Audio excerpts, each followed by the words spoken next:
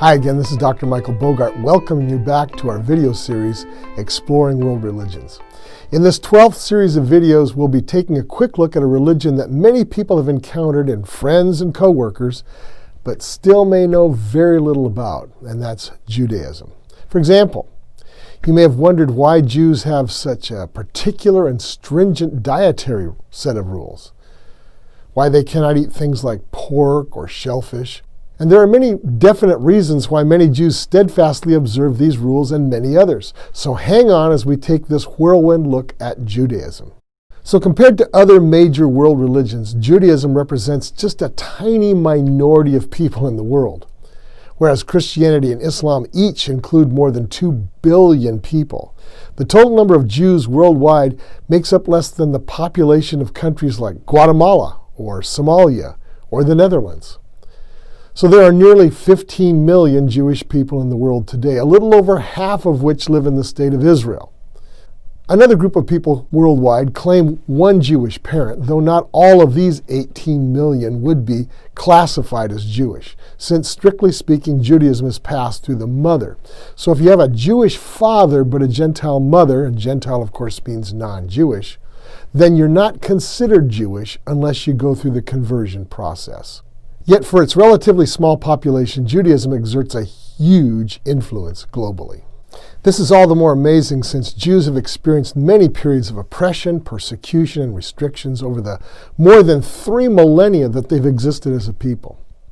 So just who are these unique folks scattered within many nations who survived as a people through holocausts and pogroms to establish a thriving democracy in the Middle East and to influence many segments of modern society? Well, first of all, we have to define the term Jewish. A person can be Jewish in the ethnic sense, but may have no significant connection to the religion of Judaism. They simply have Jewish parents, but are non-religious.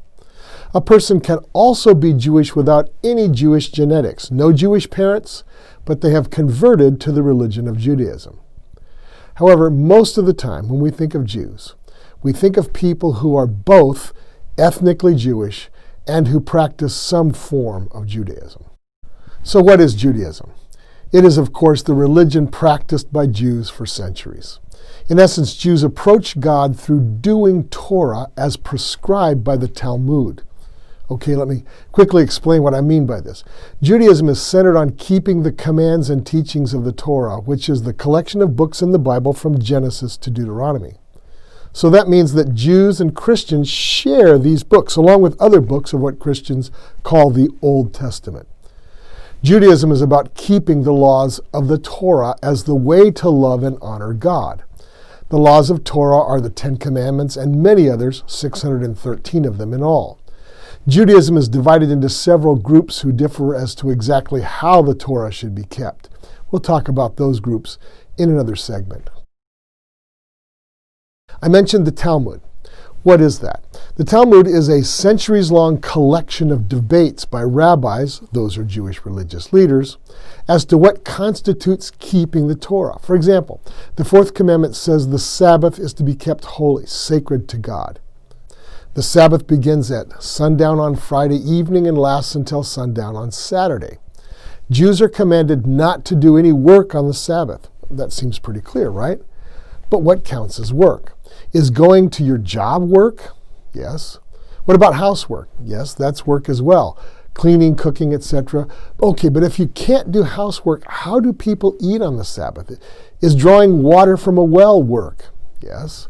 Okay, but how do you get water to your family if you run out on the Sabbath? Is feeding farm animals work? Yes. Okay, but how should they be cared for during that particular day? These and thousands of other practical questions about what it means to keep the laws and teachings of the Torah are discussed and debated in the Talmud. So Jews use the debates and decisions of the rabbis in the Talmud as a sort of reference book to help them figure out what it means to keep the Torah. I think it would be safe to say that Jews keep the Torah as prescribed by the Talmud. Okay, so much for clip 1 in this 12th video within the Exploring World Religions series. I hope this clarified what Judaism is.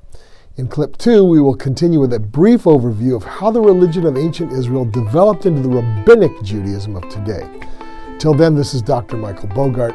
We'll see you then.